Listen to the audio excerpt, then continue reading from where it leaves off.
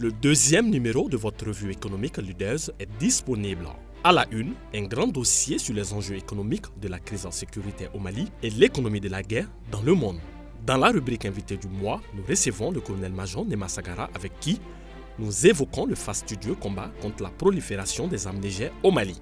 À lire également des articles inédits sur le fer malien dans la production mondiale, les chiffres de la vente d'armes au Mali, en Afrique et dans le monde et la guerre comme facteur de croissance économique. Votre revue économique Leaders est disponible au Mali au prix de 2000 francs CFA dans les boutiques Shell, les hôtels, les restaurants et les grandes surfaces en Côte d'Ivoire via le réseau de distribution Edipress. Infoline 00223 71 79 79 70 ou 61 79 79 70.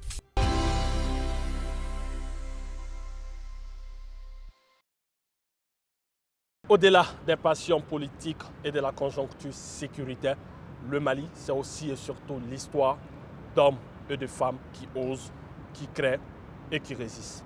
Acteurs économiques, sociaux ou culturels, jeunes ou adultes, alphabétisés ou non instruits venant de tous les horizons, ces hommes et femmes font et portent le Mali.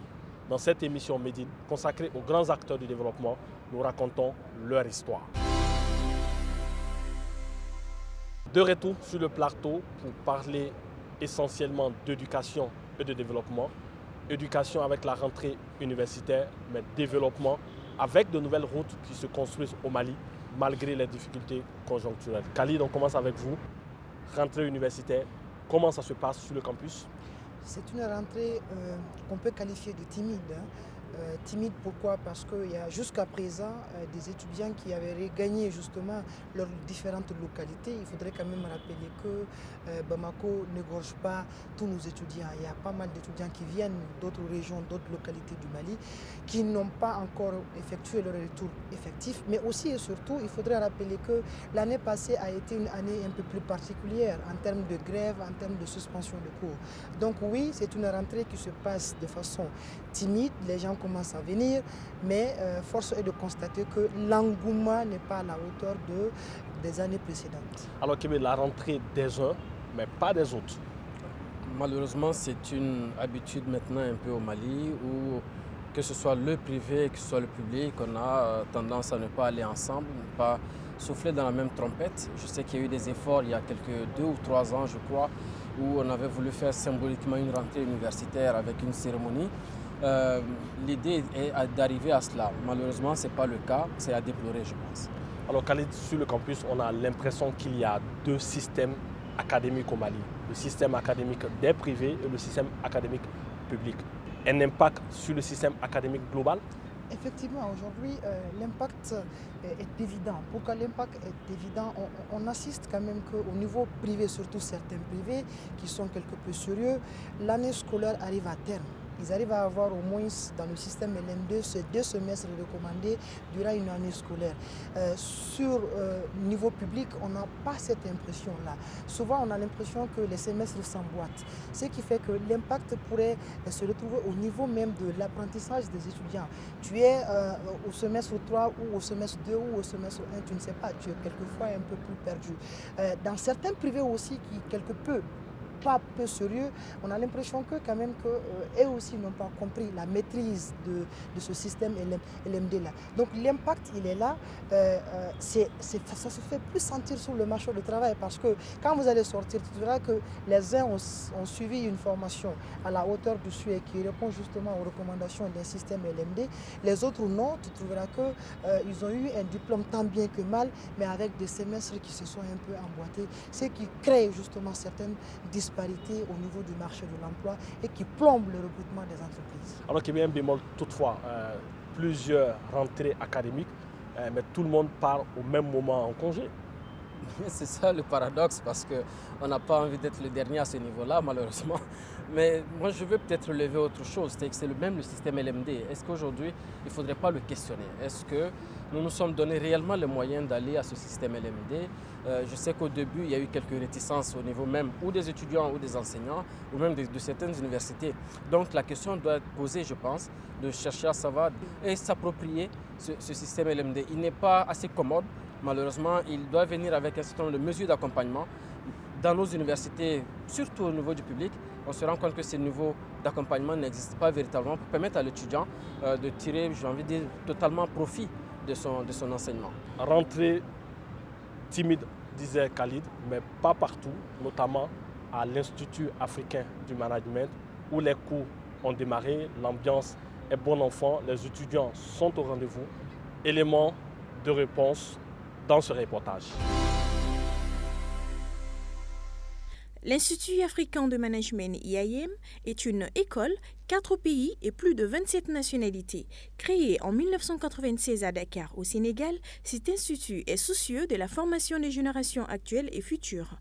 IAM travaille au quotidien pour l'accomplissement de la vocation commune et pour ainsi tenir le vœu ferme fait aux parents, aux entreprises et à l'Afrique, celui de propulser une nouvelle génération de leaders adossés à l'africanité. C'est aussi un centre de transformation et aussi une grande famille parce que les Iamois sont très soudés, les Iamois sont très solidaires et nous avons des valeurs comme le partage, la solidarité et voilà, le sentiment d'appartenance qui nous anime à l'IAM est très fort.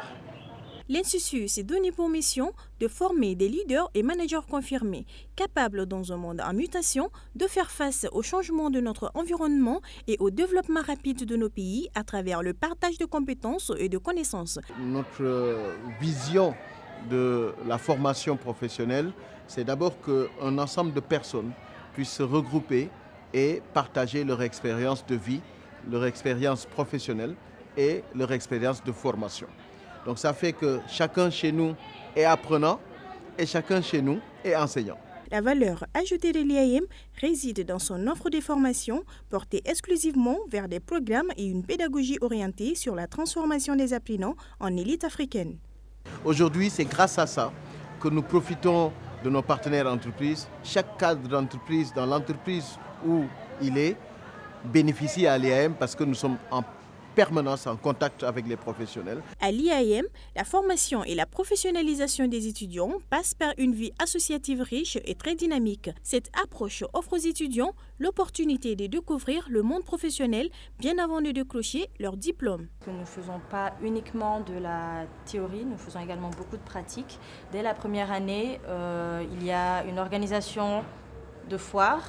Du coup, nous rencontrons plusieurs entreprises déjà et nous sommes face à différents profils. Donc nous savons déjà à quoi nous attendre lorsque nous allons affronter le monde professionnel. Je ne sais pas si c'est un avantage concurrentiel, mais en tout cas, c'est une nécessité pour que les jeunes Maliens, étudiants, professionnels déjà, puissent jouer leur rôle dans le pays et au niveau du monde. Mélanger la technologie, les connaissances théoriques, la pratique tout le temps, avec la culture de nos pays pour pouvoir donner ce qu'il y a de mieux aux entreprises et aux services de notre zone économique. Cette culture est la force de cet institut qui, en plus de Bamako, dispose des filiales à Tambacounda, Ouagadougou et Libreville. De retour sur le plateau Kébé, réaction. Ça fait chaud au cœur de voir des étudiants à la porte de la vie professionnelle parce que pour moi l'université c'est déjà ça, c'est la porte de la vie professionnelle. Voir comme vous avez dit cette ambiance, cette envie d'aller apprendre, et surtout le cadre qui est donné par cette école, donc doit donner envie certainement à un certain nombre d'étudiants de réussir. Alors c'est tout le mal qu'on leur souhaite.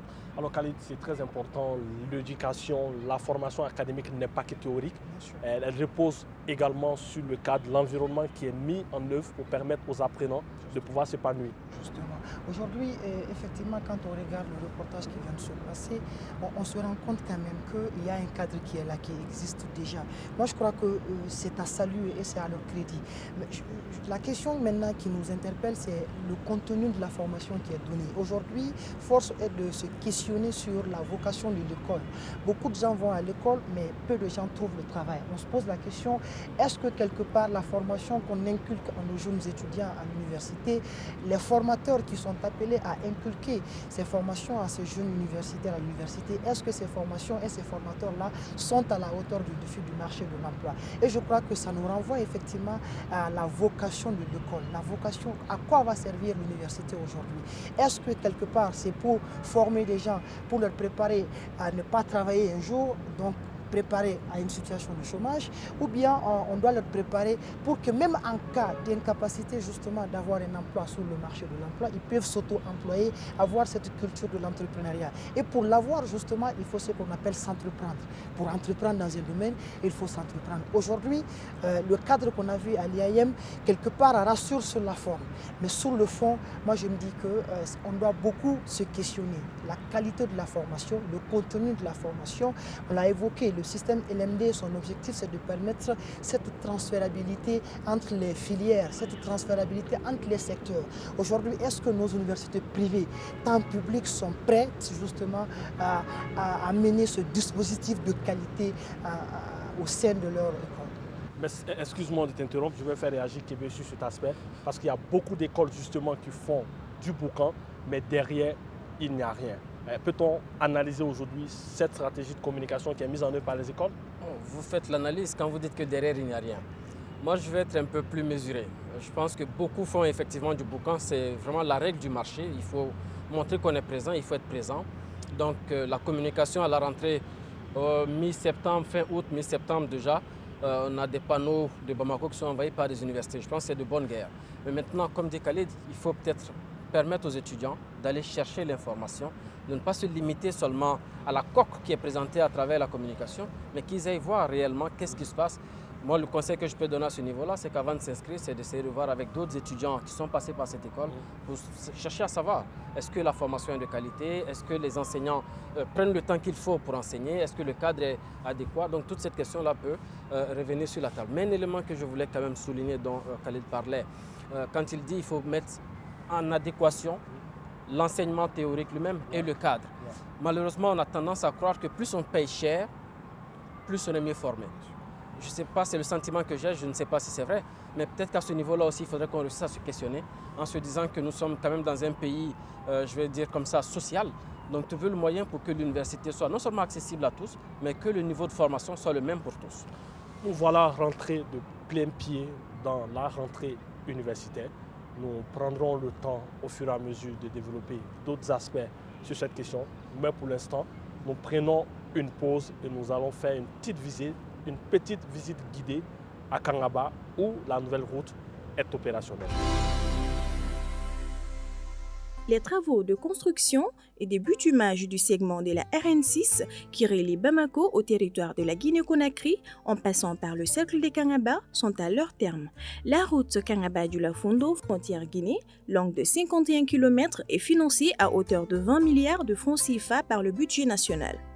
Et nous avons reçu l'ordre de M. le Président de la République, le chef de l'État, M. Bouham de rendre cette route à bitumée. Le goudron, comme on l'appelle vraiment, est fini. Je pense que la route a respecté toutes les normes techniques que nous avons demandées. Le bureau d'études a fait son travail et l'entreprise a été, je pense, performante. La route Kangaba-Dioulafondo, frontière Guinée, jette ainsi les bases d'un développement global et durable pour l'ensemble des populations du cercle de Kangaba, dont la joie est immense. Elle favorise déjà les échanges et booste l'économie locale. L'exécution du chantier a favorisé la création de 1370 emplois directs et 8000 emplois indirects. Durant l'exécution des travaux, plus de 920 millions ont été injectés dans l'économie locale. La commune de Kagno également, c'est une commune agricole où les paysans sont trop nombreux. Bon, il y a également des fruits. Au moment d'hivernage, il est difficile de les apporter à Bamako. Avec le bitumage de la route, vraiment tout cela est devenu facile et profitable non seulement à la commune, mais aussi à l'État, parce que ça va réduire le taux de chômage. La jeunesse était beaucoup impliquée. En ce qui concerne la fosse, également l'accompagnement même de l'entreprise dans la réalisation de ce bitumage et de ce travail. La route, la jeunesse était vraiment beaucoup impliquée. La jeunesse a accompagné, je peux dire, l'entreprise depuis le début jusqu'à la fin. Les dividendes de cette route sur le développement local étaient à la fois nombreux et stratégiques. Si les femmes se réjouissent de la facilitation de leur prise en charge sanitaire, les transporteurs, eux, saluent la réduction du temps de parcours, donc des charges de carburant, ce qui impacte le coût des transports tout en facilitant l'acheminement des produits au niveau des consommateurs. Cette route représente tout pour nous. C'est le développement, c'est la santé, c'est l'éducation, c'est la culture. Donc, d'un point de vue économique, vous ne pouvez même pas imaginer ce que cette route apporte au cercle de Kangaba. Les régions productrices du cercle de Kangaba, c'était les plus enclavées. Donc avec cette route, toutes ces régions de production sont accessibles en tout cas au reste du cercle et à la capitale Bamako. L'enjeu majeur de ce projet lancé en avril 2017 demeure le désenclavement qui est l'une des priorités de la politique nationale des transports, des infrastructures et du désenclavement et son plan d'action 2015-2019 adopté en octobre 2015 par le gouvernement du Mali. Cette politique a considérablement relevé le standard d'aménagement des routes nationales et urbaines. De retour sur le plateau, Kébé, réaction sur cet élément? Réaction, développement. On est dans l'émission des acteurs du développement. On se rend compte que la route apporte quand même quelque chose à ces populations riveraines. Je vais même aller plus loin parce que quelqu'un nous disait quand on était sur Kangaba qu'au fur et à mesure que la route se construit, les villages s'approchent de la route. Je pense qu'il y a une question sociale à ce niveau-là, mais ça veut dire que plus on est proche de la route, plus on est proche aussi du développement. Donc je pense que c'est à saluer et c'est une initiative qui peut certainement encourager les populations aussi à s'adonner à leur métier qui est l'agriculture, parce que l'un l'a dit, ça va faciliter le transport des produits qu'ils ont à leur niveau. Alors Khalid a écrit récemment un article qui développe un peu pourquoi les routes sont un peu plus chères au Mali. Un résumé de cette réflexion? Cette réflexion est partie justement d'un constat général comme quoi l'opinion publique au Mali aujourd'hui se fait une idée selon laquelle les routes que nous sommes en train de construire ces temps-ci seront des routes qui nous coûtent trop cher. Nous, notre analyse est partie de l'hypothèse selon laquelle la route en soi, si on veut que ça dure, si on veut que la route soit une route de qualité, une route digne de son nom, il faudrait effectivement investir à la base. Pourquoi nous disons ça? Je vous donne un exemple concret. En 2002, quand on construisait par exemple l'axe Kati-Djedjeni, sur la route, c'est 150 véhicules à 500 véhicules par jour, dont les poids lourds bien évidemment. On a fait ça, j'utilise un peu le terme technique des spécialistes en BTP, on a fait ça sans béton, si vous voulez, bitumineux. Le béton bitumineux, c'est ce qui est plus résistant, qui résiste beaucoup à ces poids lourds-là. Et on a vu que 3 ans après, l'État n'arrivait plus à supporter le coût d'entretien.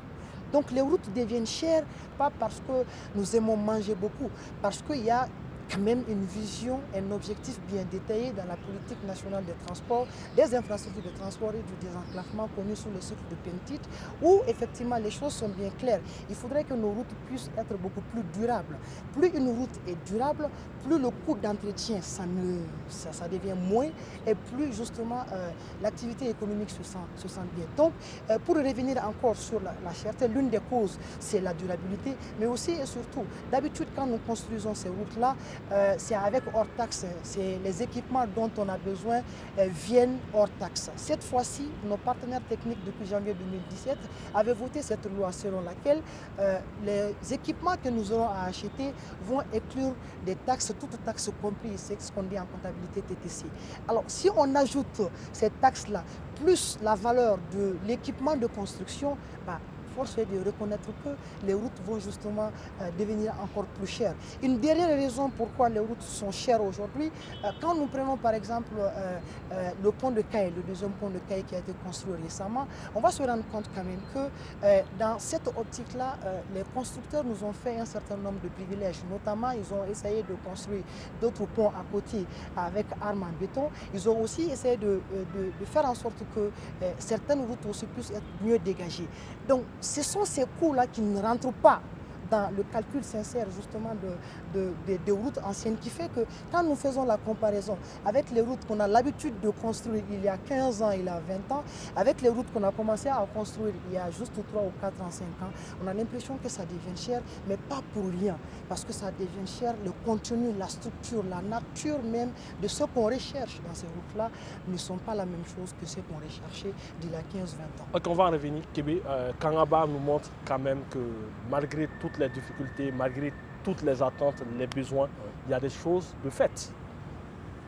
Forcément, parce que comme il l'a rappelé, il y a une politique adoptée aujourd'hui pour les routes. Et donc cette politique a certainement dégagé à la fois une vision, mais aussi un certain nombre d'actions à mener. Donc, difficilement l'État peut se rétracter vis-à-vis de cette politique-là et de son plan d'action. Donc, moi, ce que je veux dire, c'est de faire comprendre aussi aux populations que l'État est dans une programmation et que cette programmation, qu'on le veuille ou pas, elle est obligée de se mettre en route.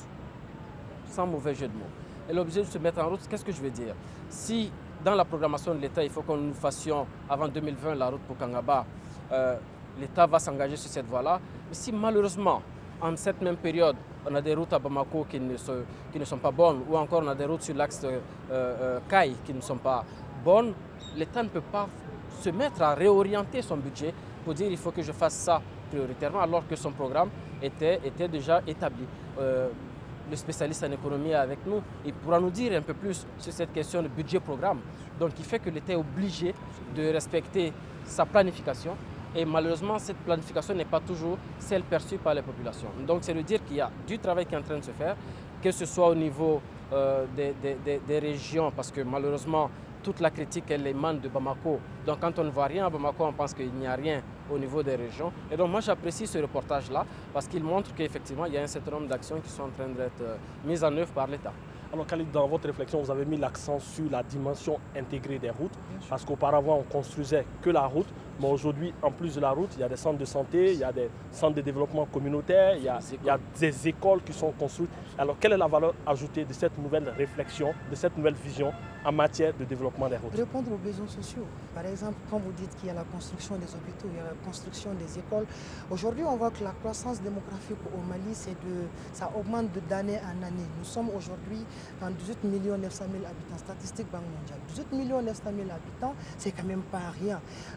Juste il y a 20 ans, on ne dépassait pas, si vous voulez, 14 millions. Ce qui fait que les besoins en termes sociétals, les besoins par exemple en santé, les besoins d'éducation, les besoins en eau, les besoins en infrastructure augmentent. Ce qui fait que si nous avons des entreprises qui sont capables non seulement de nous construire des bonnes routes qui durent pendant plusieurs années, pour la prospérité bien évidemment de l'économie, mais à côté de cela aussi, nous font le privilège justement de nous construire à la matière des hôpitaux, des écoles, des centres de santé, des routes annexes. Ça ne peut que justement contribuer à cette réponse tant cherchée par la population. Aujourd'hui, force est de reconnaître qu'il y a une crispation sociale qui existe au Mali, une crispation sociale due justement au fait que les besoins sociétaux ne sont pas répondus justement à la hauteur de la population. Donc oui, ça participe à cela. Juste pour revenir sur un point que Kébé disait, moi je pense que c'est aussi la tâche du politique d'avoir cette vision sur le long terme là. C'est vrai. On a souvent des visions, elle a parlé de budget-programme, c'est déjà programmé, la chose est déjà lancée. Le résultat peut-être n'est pas pour demain ou après-demain, c'est peut-être en termes d'années. C'est aux politiques de s'assumer, d'avoir le langage cohérent pour faire comprendre à l'homme de la rue, au peuple malien que le travail est en train de se faire, mais sur une longue durée. Très généralement, l'agenda du politique, c'est axé sur le conjoncturel, comme vous aimez le dire, au-delà de la conjoncture. Moi, je pense qu'à un moment donné, on doit prendre du recul face aux besoins de répondre aux besoins de répondre à l'immédiateté en fait. Il y a une vision qui doit être revue et s'assumer quoi en fait. Le programme est parti. Désolé de t'interrompre, on ne va pas te laisser tout dire. Sinon, nos téléspectateurs n'iront pas acheter la revue BTP et Transport dans laquelle tu nous livres une belle réflexion sur la cherté des routes. Kébé, merci encore une fois d'avoir répondu à notre invitation.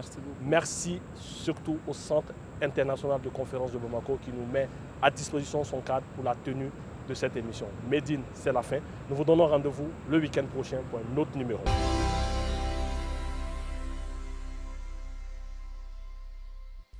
Le deuxième numéro de votre revue économique Leaders est disponible. À la une, un grand dossier sur les enjeux économiques de la crise en sécurité au Mali et l'économie de la guerre dans le monde. Dans la rubrique invité du mois, nous recevons le colonel-major Nema Sagara avec qui nous évoquons le fastidieux combat contre la prolifération des armes légères au Mali. À lire également des articles inédits sur le fer malien dans la production mondiale, les chiffres de la vente d'armes au Mali, en Afrique et dans le monde et la guerre comme facteur de croissance économique. Votre revue économique Leaders est disponible au Mali au prix de 2000 francs CFA dans les boutiques Shell, les hôtels, les restaurants et les grandes surfaces en Côte d'Ivoire via le réseau de distribution Edipress. Infoline 00223 71 79 79 70 au 61 79 79 70.